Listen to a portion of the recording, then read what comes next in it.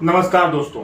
Homeopathic psychology या मरीज की पूरी साइकोलॉजी को समझना या मरीज का ट्रीटमेंट उसकी साइकोलॉजी को समझकर करना, इस सीरीज को लेकर मैं आज आपके सामने हूं दूसरे वीडियो में।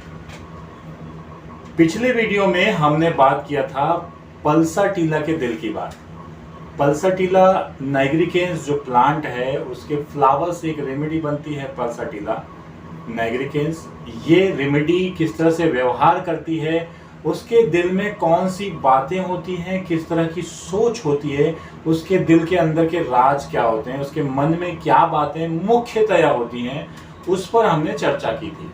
आज हम बात करेंगे एक ऐसी रेमेडी जो फीमेल को बिलोंग करती है, स्पेशली फीमेल जेनाइटल ऑर्गन्स के लिए। फीमेल में मासिक धर्म से लेकर लगभग सभी तरह की हार्मोनल तकलीफ़ों के लिए, हार्मोन्स की तकलीफ़ों के लिए, इमोशनल तकलीफ़ों के लिए, बहुत सारी बीमारियों के लिए ये काम आती हैं। इसका सिलेक्शन कैसे किया जाता है और ये क्या सोचती है, हम बात कर रहे हैं सीपिया ऑफिसनालिस की।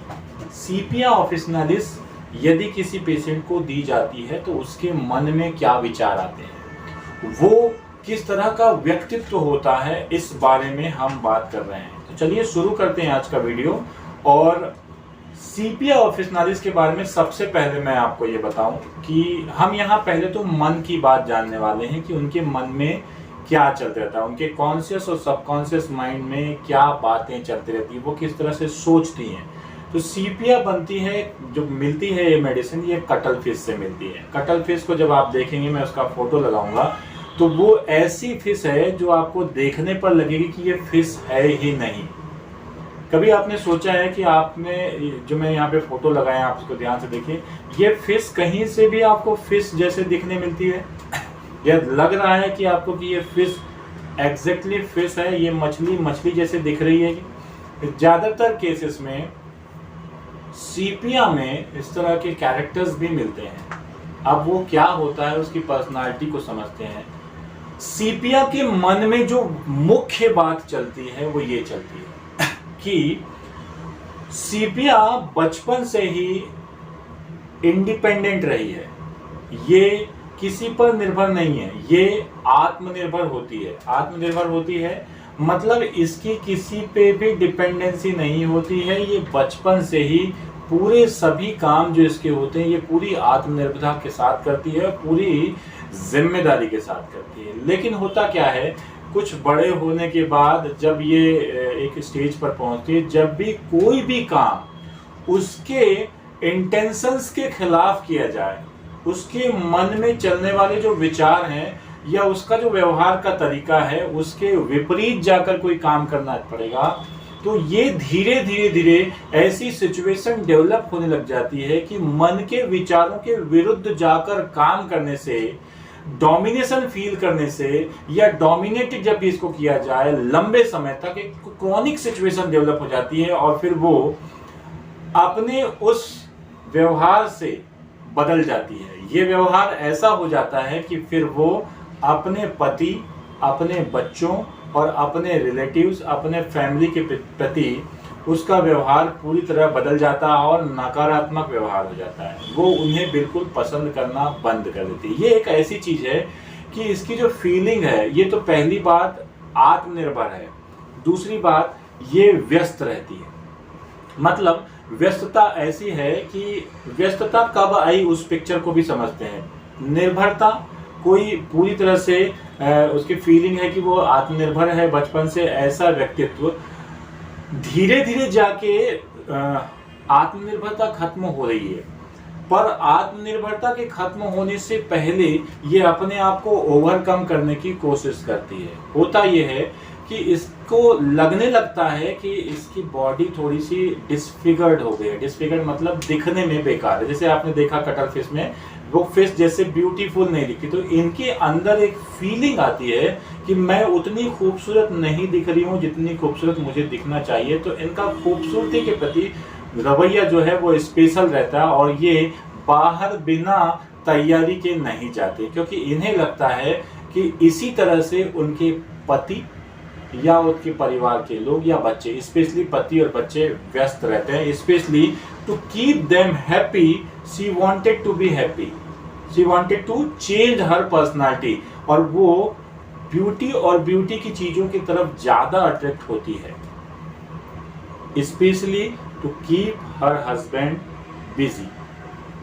कभी आपने सोचा कि जो अपने आप को आत्मनिर्भर बनाकर व्यस्त रखती है वो इस तरह की चीजें सोचती है? बिल्कुल, आप कटल फिश का फेस देख लीजिए, कटल फिश को देख लीजिए, इसका पिक्चर आपको समझ में आ जाएगा। अनअट्रैक्टिव है और ये अंदर से फीलिंग आती है इसको कि वो अनअट्रैक्टिव हो चुकी है, और ये नेचर जो है मानसिक स्तर पे तो है, शारीरिक स्तर पे भी यहाँ पर आपको झाइयाँ दिखने लगेगी बहुत ज्यादा हैवी, और चेहरे में पीलापन और चिपचिपापन दिखने लगता है। आपको पूरी तरह से समझ में आ जाएगा कि ये ऐसा फील उसके अंदर होता है और चेहरा भी दिखता है। Unattractive feeling specially to the opposite sex, अपने पति को जब देखती है वो, या उनसे कंपेयर करती है, या अपने आसपास के लोगों को देखती है जो बहुत ध्यान रखते हैं अपना, तो इसके दिमाग में एक इनसिक्योरिटी भी आ जाती है। चूंकि इन्हें अपने परिवार में पति को खुश रखना है ताकि वो उसे एक्सेप्ट करें, वो उसे लगता है कि मैं जिस तरह से अनअट्रैक्टिव हो गई हूँ तो मुझे एक्सेप्ट करेंगे या नहीं करेंगे, इसीलिए उसे ये सब करना पड़ता है, और पार्लर्स के चक्कर बहुत लगते हैं। बिल्कुल, उसे ये फोर्सफुली एक्सेप्ट करना पड़ता है ताकि जो उसके मन के खिलाफ हो रहा है वो उसके खिलाफ ना हो, उसे ये लगता है।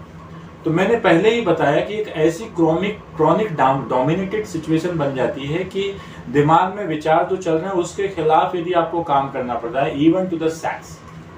तो कई बार इसके ड्रीम्स में भी ऐसी बातें आती है कि आई हैव बीन रेप्ड, मेरे दिमाग में ऐसी बात क्यों आ रही है, उसे ये सोचना पड़ता है। जब वो सोचती है तो ऐसे थॉट्स आते हैं, क्योंकि कई सालों तक उसे, स्पेशली आफ्टर मैरिज, या हो सकता है बीच में कुछ ऐसे डिस्प्यूट्स हुए हों या फैमिली में कुछ ऐसी सिचुएशन बनी हो, तो उसके दिमाग में ये थॉट्स आने लग जाते हैं और उसे ये फोर्सफुली एक्सेप्ट करना पड़ता है, और उसके कारण उसके काम, उसके जो साथ हो रहा है उसके मन के खिलाफ हो जाता है, और वो खुद अच्छा महसूस करना चाहती थी लेकिन अच्छा महसूस नहीं कर पाती, वो दुखी हो जाती है, और उसे इन सब तरह की जो बातें हैं वो उसे अपना दुर्भाग्य लगने लगता है कि हे भगवान, मैं किस तरह के झमेले में पड़ गई। दूसरी तरफ एक और सिचुएशन होती है जिसमें सीपिया का जो मन है वो कुछ और कहता है। उसका मन चाहता है वो इंडिपेंडेंट रहे, वो आत्मनिर्भर रहे, और इंडिपेंडेंट और आत्मनिर्भर बनने के लिए वो पूरी तरह अपने आप को बिजी रखती है। बिजी रखने की कोशिश क्यों करती है? क्योंकि वो पहले तो उसके साथ सिचुएशन ऐसी, बात को पूरा ध्यान से समझिएगा, पहले तो सिचुएशन कई साल तक उसके साथ ऐसी हुई कि वो जो करना चाहती थी वो नहीं कर पा रही है। Even to the emotional nature वो बदल रही है, उसे मजबूरन करना पड़ रहा है अपने पति को खुश करने के लिए, अपने बच्चों को खुश करने के लिए। वो दोनों तरह के माहौल में अपने आप को ढालने लग जाती है।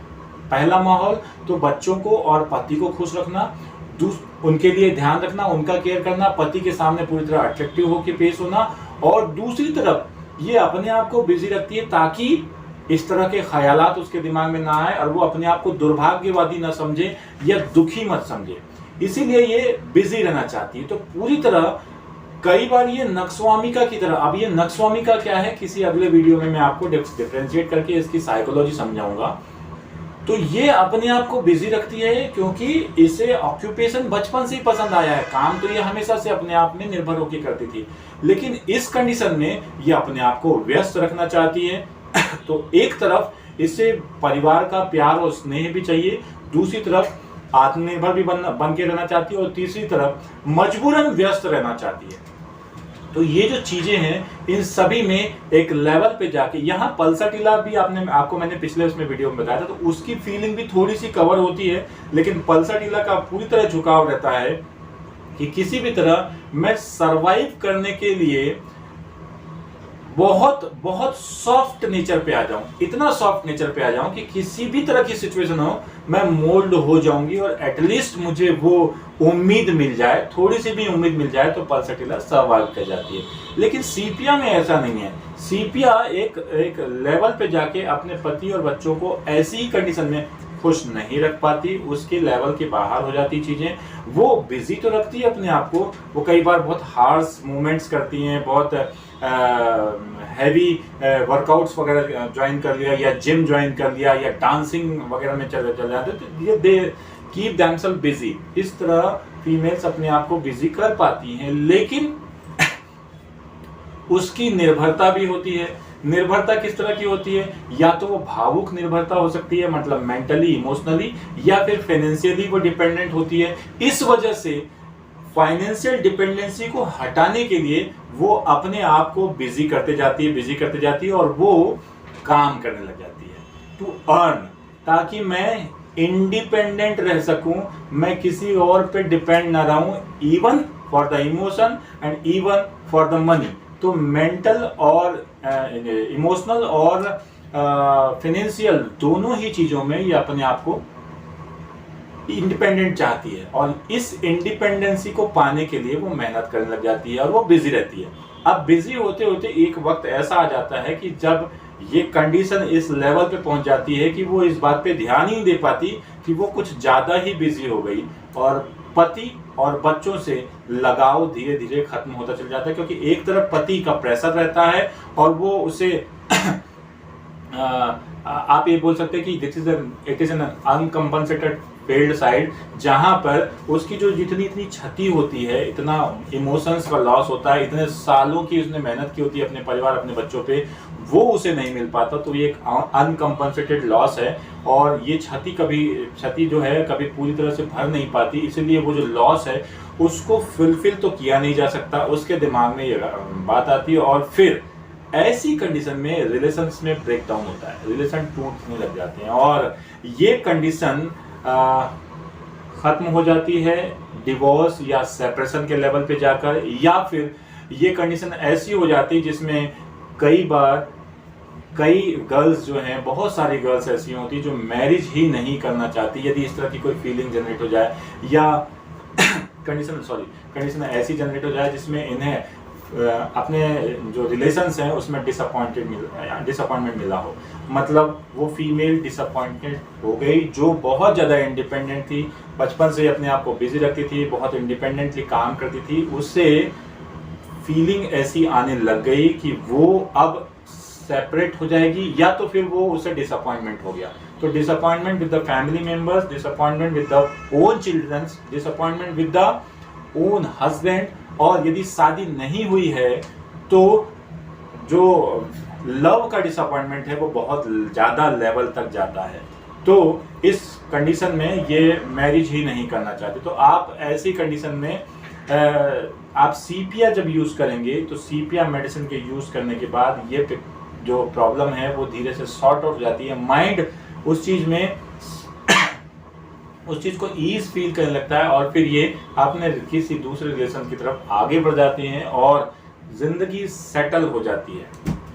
ज़्यादातर जो महिलाएं हैं उनमें पति और बच्चों की खुशी इनको सीपिया को बहुत पसंद होती है, और अपना कैरियर भी ये इसके साथ साथ करते चले जाती हैं। लेकिन यदि ऐसी कंडीशन नहीं हुई और पानी सर से ऊपर चला गया, तो फिर ये सेपरेशन पे जाएंगी या डिवोर्स पे जाएंगी, क्योंकि ये इंडिपेंडेंट हैं और ये बिजी हैं।